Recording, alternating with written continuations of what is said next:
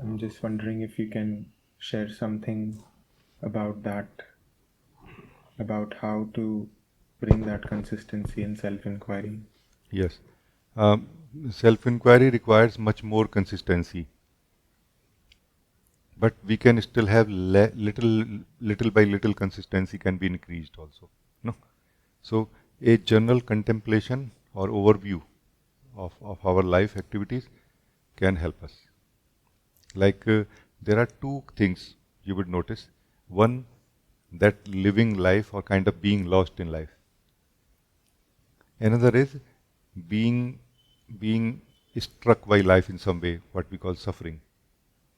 Either some fear arises inside us, or some actual emotional hurt happens in some way because of the because of life, how life is flowing. So these are the 2 points: positivity and negativity. Positivity is in what we are lost or want to be lost. Negativity is what wakes us up in a way or shakes us and um, works like an alarm. Try to include both, and that will bring so much consistency in your life. It is going to spoil up to some degree that joy of experiencing or attachment to experiencing positivity. So you cannot taste positivity in that beautiful way as we think, but that is a way of sleep. Anyway, we have to leave that anyway. Why not we leave it in small installments? So if you can embrace the negativity of your life as much as you embrace the positivity, if you can allow to live the pain in the heart, in the being, as much as you allow the joy, the pleasure in the being, it is going to balance things out, which is going to make you free for being more consistent. So this is where we are caught up, first of all. At the level of experiencing, we are caught up. In the in the we are choosing continuously. We are choosing positive and we are rejecting negative continuously. I don't mean that you should not. I'm saying that for consistency it can be used and has been used by seekers for a long time. Nindak niyare rakhiye, angan kuti chhawaye. Kabir says like this, that the critic, we should make a small hut, beautiful hut in our own courtyard for the critic, so that they can show us what is my mistake. Meaning negative, no? Like this. Wake up. It can wake us up. Oh, there is something wrong, something I'm not doing right. So that we don't live in that sweet dream all the time. Some bitterness also touches us. No? Bitterness is going to wake us up or balance it out in a way that it will look like that bitterness will show that the sweetness is not really so sweet, because it's not ultimate sweet. No? It cannot help me in the bitterness. Bitterness I have to face alone. You know what I mean? Then we kind of get disillusioned or detached up to some degree from sweetness. Experiencing sweetness is not a problem, but attachment is. This is going to make you free from attachment, basically. And this is also going to make you free from the fear of negativity. And that is again basically going to give you yourself back to yourself, which will become available for self-inquiry and will become more consistent in it. No? Another way of the same thing, Kabir says that दुख में सुमिरन सब करें, सुख में करे न कोई, जो सुख में सुमिरन करें तो दुख काहे को होए. Everybody remembers God or truth in unhappiness, in suffering, at the time of suffering. Nobody remembers at the time of happiness. If we remember at the time of happiness, then why suffering will happen in the first place? It's a very clear message. It just says we are not understanding. Basically, suffering is not really a experience. It is a change of the experience which is obvious and which is inevitable. Change from negative to positive, change from happy to unhappy, which happens in the energy, is continuously happening. But our attachment to happiness makes us unhappy when that changes.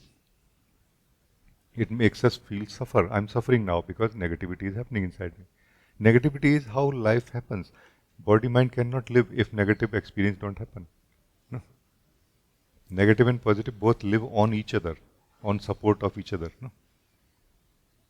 So if when we are happy, we don't get attached to happiness, we will not be running away from unhappiness also. We will be just facing it. Okay, there's unhappiness. Let's see. Like it is trying to show us something. And happiness actually serves much greater purpose than happiness, generally speaking.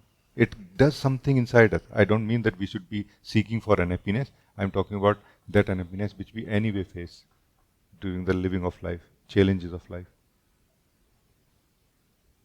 So I hope that it will help you in some way. Thank you. Yeah, thank you, Raji. Yes, some unhappiness and suffering these days, I see it as an opportunity. I am grateful when I feel, some heavy emotions like, oh, wow, let's, it feels like some portal. Um, I just wanted to clarify um, about the happiness and unhappiness. You mean just accepting and experiencing equally and remaining consistent, or you also mean using those peak moments as a reminder to self inquiry? Both actually. In the first phase, it will be learning to experience them equally, like with the same attitude, not attaching ourselves overly to happiness, not trying to run away from unhappiness, just facing it as it is. Unmoving experiencer. No? That I am an unmoving experiencer.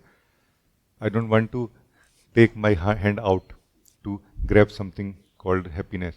I don't want to, run away or step back from something called unhappiness. I will just remain a stable experiencer, consistent experiencer. Basically, I will not run away from what happens inside me anymore. I will face it and do whatever is necessary. So doing whatever is necessary is not a problem, but we are running away is the problem. And where we go when we run away is what is called ego, the dream of the soul. So we run away into the soul, into the dream. But if you stay, you will be able to taste something called something of you, something of who you are. So this is first phase. Second phase is that when you will be sitting, like at some point you will get disillusioned from the demand or need for experiencing. And you have not started tasting the joy of your being yet. That's where it is a perfect time for questioning who I am really, who is experiencing happiness and unhappiness equally. Right now we are not experiencing, when we are not a consistent experiencer like this, do you know what we are experiencing? We are not experiencing happiness at all. We are running behind it only. We are continuously experiencing unhappiness. Either the actual unhappiness when it happens or the fear of it, which is also unhappiness. So when we are having fear of unhappiness and happiness happens, we are not really able to live it freely, like openly, like, yeah, even for a moment, I'm total in it. No, we are not able to be total in it.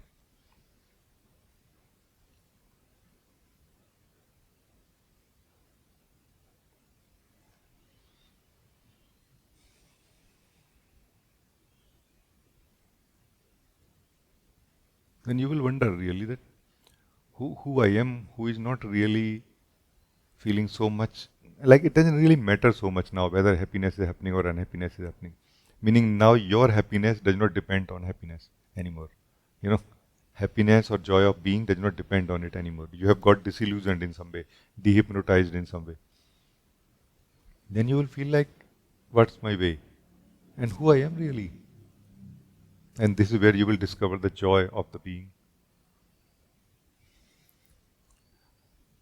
which just has to be unlocked in a way, opened up in a way, and it just is ready to become as big or strong as you want it to be in you. Up to the degree that you can be like drunk totally with the divineness of your own being all the time. Like you will feel that sorry, somebody say that, "Hey, are you feeling unhappy right now?"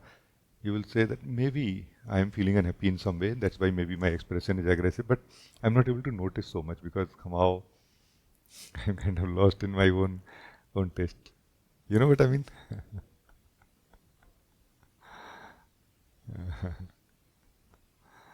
Very good. Thank you.